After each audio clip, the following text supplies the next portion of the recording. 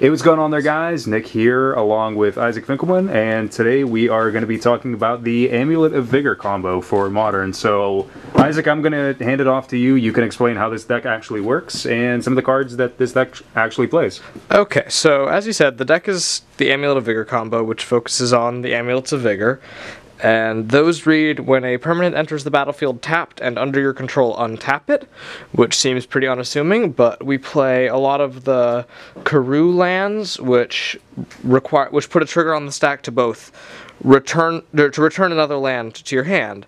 And because they come in untapped with the amulet, you can float mana off them before you return them to your hand, which means with Summer Bloom or Azusa Lost But Seeking, we can replay them 3 times in a single turn, making 6 mana in a single turn, which lets us drop either Primeval Titan or Hive Mind as early as turn 2.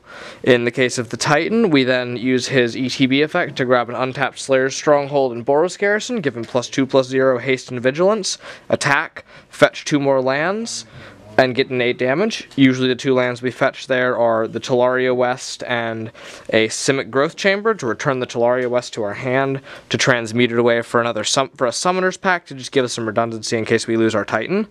The game plan, if we get a Hive Mind out, is to really just kill them with a pact that they can't pay for. And most of the rest of the deck just kind of revolves around getting those out. We've got the Kabira Crossroads up for some life gain. Vesuva can do a lot of utility with all the singleton lands. The Temple is good for a scry. Khalni Garden gives us a blocker. Kessig Wolf Run helps the Titan get in for the kill. Cavern of Souls protects it. And then we've just got the bounce lands. The Tendo Ice Bridge and Gemstone Mine are good because they're versatile mana and we're returning a lot of lands to hand, so we can get a lot of counters out of each of them. The Tolaria West transmute into any other land or any of our 7 pacts we're running, which are useful. And then the Ancient Stirrings and Serum Visions are just there to help us get the combo together. And then you also have the Slaughter Pact to be able to actually kill creatures as well. The Slaughter Pact is good for, with the Hive Mind out, you can actually kill your own Titan with it, forcing them to kill it, and then your pact doesn't resolve because there's no valid target, which kills them if there's a Hive Mind out. It's also really, in a way, the only thing we have to do about Splinter Twin. Yeah, I was just about to say, that's an easy way to protect you from combo decks that are playing creatures as well. Yeah, and the Titan only gets in for 8 on the first turn, which is why we have the Kessig Wolf Run, and in the sideboard we have a Sunhome. So it's a turn 2 Titan getting in for 8, and then usually a turn 3 win with the Kessig Wolf Run, if we're comboing off ideally. Alright, so that is our main board. Let's jump over and take a look at the sideboard. Okay, so back with the sideboard. With as dedicated of a combo deck as this is, the sideboard is actually used a lot less frequently than it normally would be. We have the Creeping Corrosions, which come in mostly just against Affinity, honestly, just to board wipe sometimes. And then we have the Pyroclasm and Firespouts, which serve a similar purpose against like our Pod and Affinity type decks again.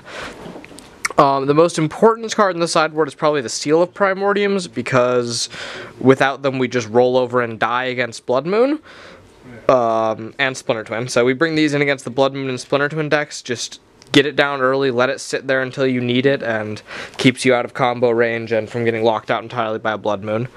Sunhome sometimes is a 1-turn faster clock than Kessig Wolf Run. A lot of the original lists actually ran the Sunhome in the main board and no Kessig Wolf Run, but I found that Kessig Wolf Run was more reliable more reliable on the same turn as Sunhome most of the time. Sunhome is very good against Jund type matchups where you're going to be comboing off like a turn slower than usual because you got Thought Seized or something, but they've also hurt their life total a little bit.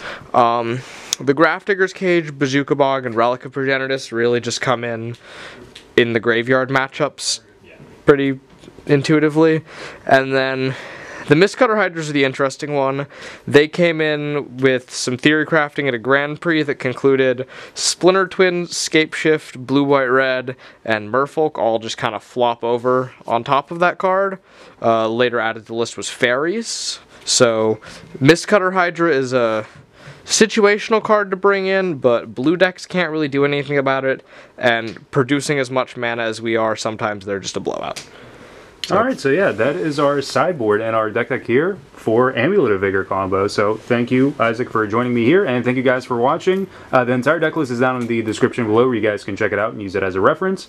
But until next time, peace out. If you guys want to keep up to date with everything that we have going on here at Absolute MTG, remember to hit that subscribe button, like us on Facebook, and follow us on Twitter for all of your Magic the Gathering needs. Also, remember to check out our sponsors of the channel, MTG Madness and AVUgames.com. But as always, thank you guys for watching.